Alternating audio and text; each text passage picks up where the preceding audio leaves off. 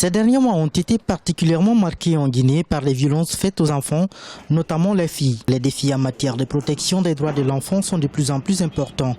Pour inverser la tendance et mieux protéger les droits des enfants, des organisations non gouvernementales accompagnent les autorités administratives. C'est le cas de la Fondation Binta Anne pour l'enfance, dont le combat est de promouvoir une meilleure protection pour les enfants ainsi qu'une éducation de qualité aux plus démunis. Ces derniers temps, nous avons enregistré plusieurs cas de violence, en particulier aux enfants. Nous avons enregistré d'énormes cas d'abus et de perte d'enfants par-ci, par-là, des mariages forcés, des mariages précoces, des mutilations génitales et féminines. Les lois sont là. Il est temps d'appliquer ces lois pour la protection de ces enfants. Il est temps de revoir aussi la stratégie mise en place depuis plusieurs années, l'adapter dans le contexte social. À l'instar de plusieurs autres organisations non gouvernementales, la FOMBAL s'investit particulièrement dans l'éducation des plus démunis ainsi que le soutien et l'accompagnement de ceux victimes de violences de tout genre.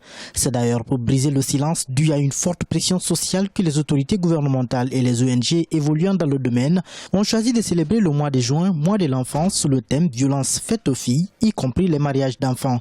Pour Binta Anne, le principal défi est d'abord l'éducation. On organise des cours de soir gratuits pour les enfants de voisinage, les enfants déshérités depuis 3 ans. Ces enfants viennent gratuitement dans notre centre pour réviser après l'école et on les assiste avec les devoirs. Et nous avons constaté une nette amélioration aussi des résultats scolaires. Parce que ces enfants sont issus des familles qui n'ont pas été à l'école, des familles illettrées et qui ont du mal à assister et à aider ces enfants à faire les devoirs. Et financièrement aussi ne peuvent pas embaucher un répétiteur pour ses enfants à la maison. Depuis 1990, la Guinée a ratifié la Convention relative aux droits de l'enfant ainsi que tous les traités et conventions internationaux relatifs à la protection et l'épanouissement de l'enfant.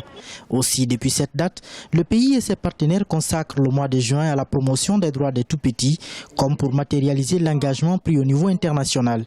Durant 30 jours, cette couche particulièrement vulnérable est au cœur des préoccupations des autorités et des ONG.